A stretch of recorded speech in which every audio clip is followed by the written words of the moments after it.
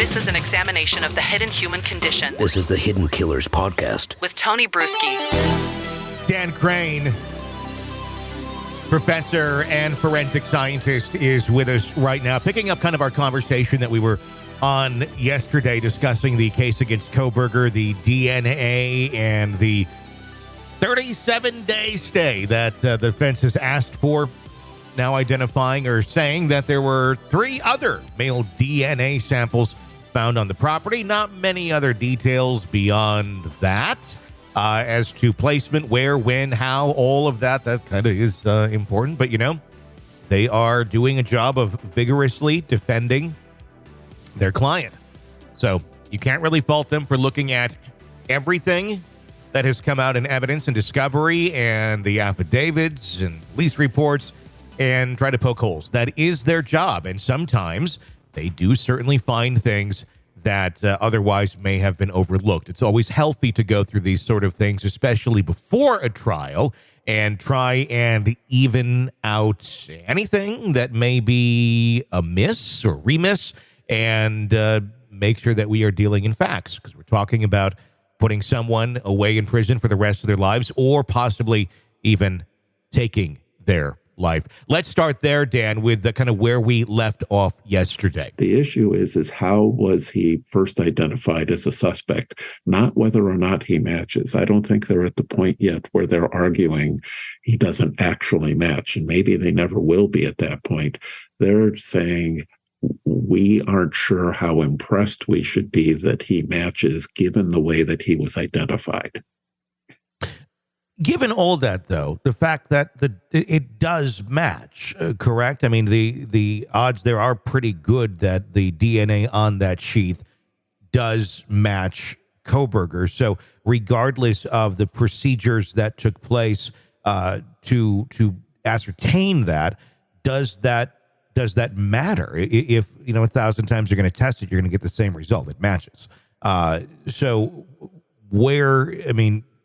are we arguing semantics here on some of this, as opposed to the actual fact of, look, this matches and there really aren't reasonable odds where this could be somebody else? Well, I think in the end it depends, and I'm not sure that I haven't had an opportunity to look at the DNA test results themselves, mm-hmm. So I don't know.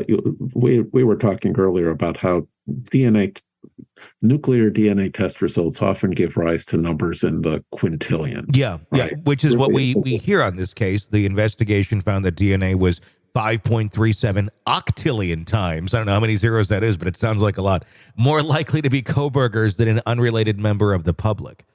Right. And so, if the numbers were not in the octillions, but if the numbers were in the, let's say, 10,000, mm-hmm. and they searched, they sorted through, they looked at 1,000 people to identify Kohberger, mm-hmm.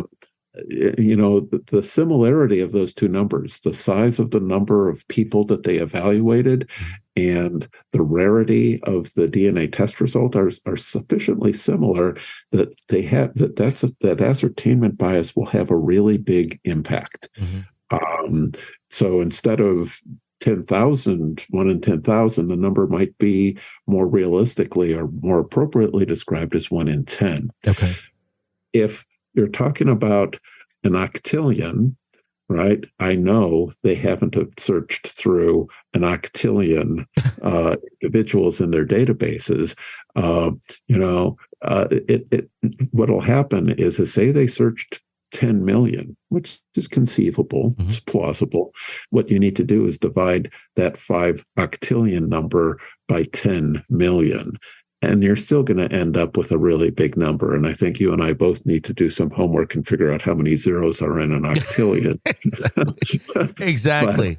But it's still going to be an impressive number. Let me ask you we talked about the other DNA that was found on the scene. And again, this was a party house. So I'm curious as to, I would imagine there would be a lot of other DNA found in that house, far more than 2 if they really wanted to find it.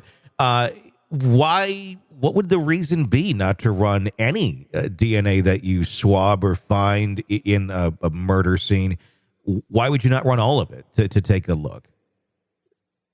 I tell you what, Tony, I'll tell you what I cynically think is the real reason. Mm-hmm. Yeah, go ahead. And I'll also tell you what it is that the public version would be. The public version is that when they search the FBI's convicted offender database, any match that is found by statute, by federal statute, must be investigated. Right. And so law enforcement doesn't want to just search any old thing against the CODIS database, because every time they get a report back that there's a hit, they've got to send somebody out to do some kind of investigation, see if the person had an alibi, see if whatever, they need to investigate every hit. And that can be, resource intensive. And so that's the public reason for it. We only want to search things that we think, like a knife sheath, that might be very directly involved with the crime. Cynically, I'll tell you what I think is also percolating in their thoughts is that, we've been dealt a really good hand. We've got a really nice set of facts, and we don't want to muddy the waters with any sort of, random stray other guy who came through this house, right? And I don't want to have the defense in their closing arguments say, oh, it's Bob that was the source of the DNA and Bob's the murderer, not my client, right? And so their cases, they've got a nice set of facts, and they just don't want to mess with them.